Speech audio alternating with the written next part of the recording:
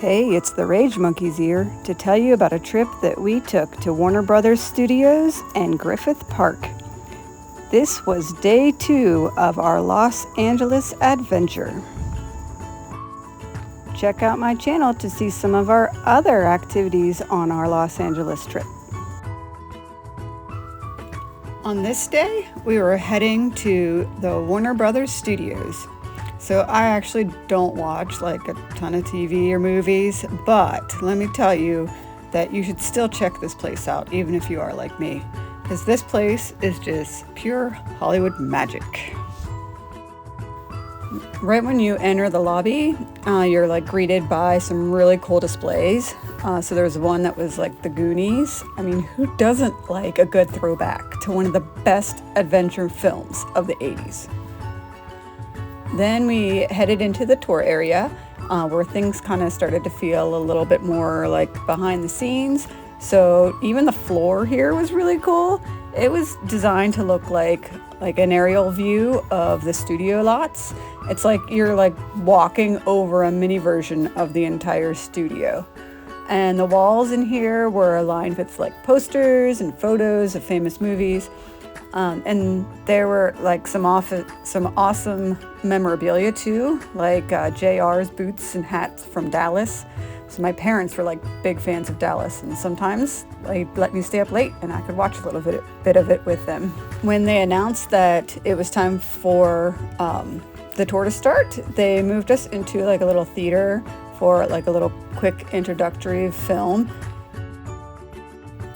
And then it was time to start the real tour. So we split up into different trams with our guide and got ready to roll.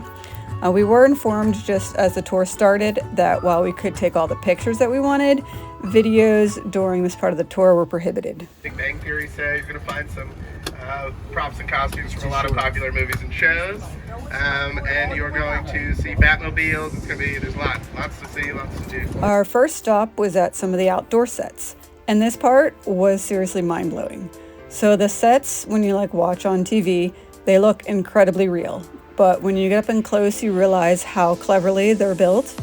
Everything's made to look generic initially, and then the set designers come in and they transform the space to fit whatever film or show is being shot. So when we touched the buildings, it felt like they were made out of some sort of like lightweight material instead of like brick and wood. So it's all like an illusion, but such a convincing one when you're watching the films. After exploring the city sets, we hopped back on the tram and then we moved into a more rural setting. This part of the lot is designed to look like you're in the woods with small buildings that can be transformed into anything from like a cabin in the mountains to like a little rural home in the countryside. So then we rolled into the suburban area. So I finally saw something that I knew I definitely recognized. This gazebo is from the series finale of Seinfeld, and I do just love Seinfeld. One of the coolest things about the suburban sets is how they like play with your expectations. From like the outside, the houses look totally normal, like you could just walk right in and start living there. But once you step inside, you realize they're only like partially complete. So some of the rooms are just empty shells, and a lot of the ceilings are missing to make room for like lighting and camera rigs. And this part just blew my mind. So some of the houses are actually 2 different styles in one. You might like walk through the front door of like a traditional house, but when you go out the back, it's a totally different style and color of like a second front of a house. So we got back on the tram and we drove around several of the studio buildings. So even though I don't watch a lot of the current shows, there were a few that even I recognized. It's kind of surreal to think that like just inside these buildings, some of the most popular TV shows and movies are being filmed. Eventually, we reached a building with even more to explore. So we got off our tram, and just inside the door was their cafe, which was themed off of the Central Perk Cafe from Friends. The food here wasn't really anything to write home about, but after all that exploring, we were happy to get something to eat. Once we were all fueled up, it was time to check out some of the exhibits. So there was costumes from all sorts of movies and TV shows, and even though I wasn't familiar with every single one, it was still really impressive to see all the craftsmanship up close and the attention to the detail that went into like absolutely everything. There were some fun interactive activities around here too.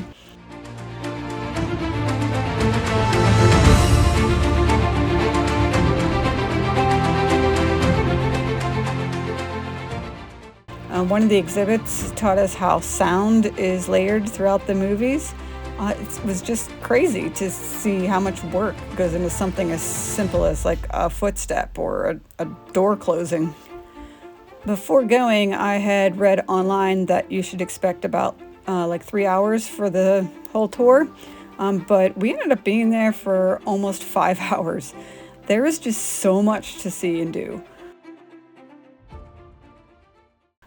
We thought that the tour was winding down when we were dropped back off at the main building, but that's where we discovered the Action and Magic Made Here section. This area was all about the DC universe. My kids were pretty impressed by this, and I mean us adults were too.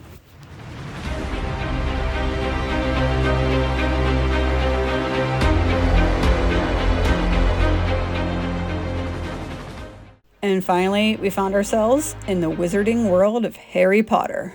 Now, I've read all these books and seen all the movies, so I did have a bit more background knowledge here. But here they had everything from actual props used in the films, like the wands that were actually used, to interactive experiences where you could get sorted by the sorting hat. Ah, your boldness knows no bounds. Yes, yes. You're clearly a Gryffindor! Learn some wand skills and even make some potions. It was such a fun and immersive way to end the tour. By the end of it all, we were exhausted, but it was absolutely worth it. And we still had more planned for the day. We decided to take a little break after our time at the Warner Brothers studio and headed into Griffith Park. We went up to the old Los Angeles Zoo. So this isn't like your typical zoo experience. In fact, it hasn't even had animals in it for like decades. So the old zoo first opened in 1912, and it had a bunch of animals for about 50 years. But in about the 1960s, it became clear that these facilities weren't up to modern standards, and so they built a new zoo where the animals were relocated, and it's just a few miles away from here. I figured if kids couldn't come in here and I could lock them up, I'd come in here, lock the doors, and they can't get to me. Everything's back in that hole. I want to go look, but I'm scared. So there's still some of the old cages and the stone enclosures throughout the area, and you can walk right up to them and even inside of them. It's a bit creepy, actually. These used to have like bears and lions and other animals in it, but now they're just pretty much overgrown with vines, and there's some graffiti and probably a lot of stuff I don't want to know about. It was kind of like post-apocalyptic vibe. But some of these enclosures, they just had like the fences down and there was picnic tables there, and you could sit inside and have a picnic. It was a really cool spot for us to take a break, so we just hung out for a bit and had some snacks and figured out exactly what our next plan was. After our break in the park, we headed up to the Griffith Observatory. All right, we made it up to Griffith Observatory. Quite a bustling place for some place that is closed. So we're going to check out the grounds, see what we can see. So quick heads up, if you're visiting on a Monday like we were, you won't be able to go inside the observatory because it is closed on Mondays, but the grounds are still open, and it was still pretty cool to see just the outside. So the day we were there, it was a bit hazy, but you could still see quite a way. There are a lot of people out enjoying the sunshine and taking in the sights and, snapping their pictures of the Hollywood sign. It is pretty far off in the distance, that Hollywood sign, but you can spot it from here, and it's a must-see when you're in the LA area.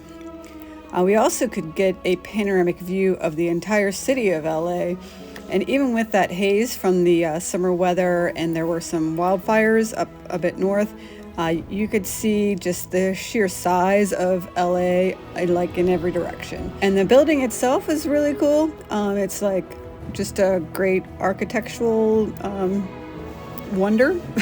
It's got like an Art Deco design with like a domed roof, and even from the outside it was pretty cool. So someday I guess we're gonna have to come back and check out the exhibits and the telescopes from the inside.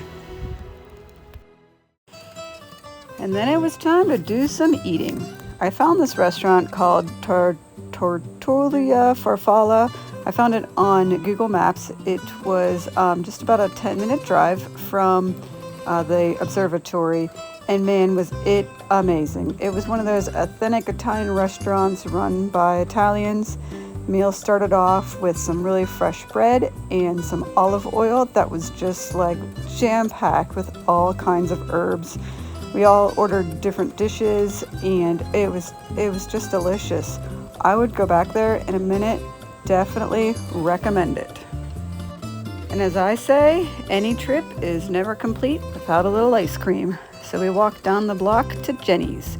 Another great little spot, delicious ice cream, and a cute little shop. We headed back to our Airbnb so we could rest up for day 3, which I will make a video about later, on to Disney's California Adventure.